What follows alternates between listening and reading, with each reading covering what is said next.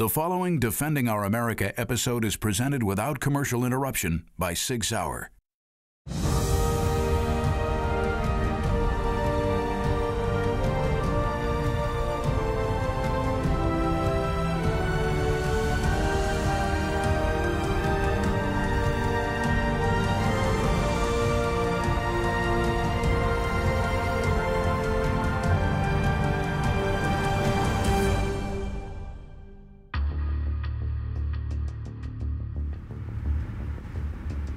The average kid spends more time in a classroom than he does with his family.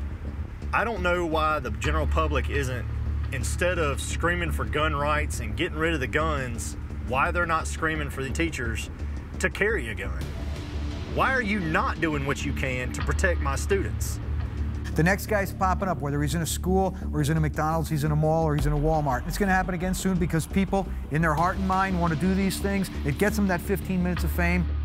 The problem is we have bad guys that think they can just go wherever, and they know our schools are our soft spots. So when we as a society say we're done, we are done with you type of people, and here's how we're going to deal with you, that's when the problem's going to stop.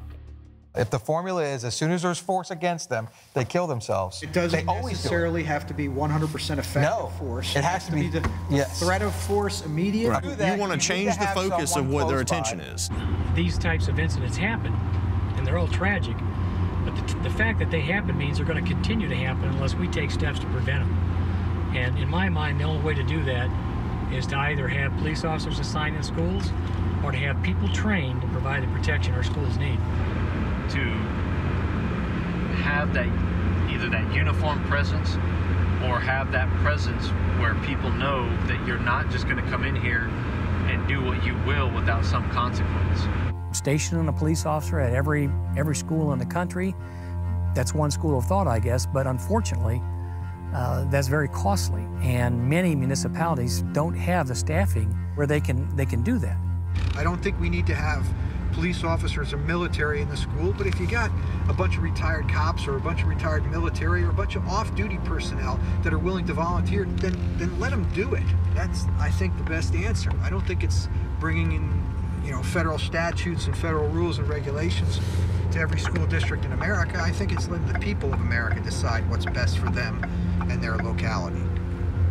After the shooting, and the whole country's going crazy about it, our school district goes out and says, if anyone has any background in these areas of security, we're starting a task force for what we're going to do to protect our kids at school. They were talking for a second about authorizing certain people in the school to be in security roles. So I sent my resume in. I've been involved in the security field for over 25 years. We have worked with the State Department, Secret Service, FBI, every single agency you can imagine on various things. I am more than qualified to train these teachers or security professionals. If people pay us a lot of money to come in and train, I'll come in and train anyone you want for free. No thanks, no thanks, yeah, no thanks. Well, why not? Image. It's a lot of that. It's, oh wait, you train killers. You do this. We don't even want you associated with us. Meanwhile, you guys are protecting our children. People who do not work in the security field, people who don't have a strategic bone in their body, and they're making decisions on how to secure that facility. We have an entire program that we've built that could be implemented in any school in the country. But that program is not going to get seen by anyone if we never get a chance to get involved with the training. They don't want parents to get mad. They don't want to have to deal with school boards. They don't want to have to put out there why they're doing this, and they don't want it to seem like their school is a problem. They need to be educated on the realities of what can happen. The understanding of what is possible has to increase. The wishing that stuff goes away or the wishing that stuff doesn't happen is not a good plan. Next time on Defending Our America. The gun laws in Chicago obviously do not work. I mean, the 4th of July, there was, what, 60-something shootings on the 4th of July in Chicago. You say banning guns will stop gun violence. You're wrong. Violence is the problem.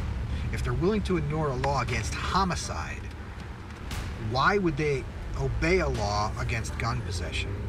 It's a fallacy.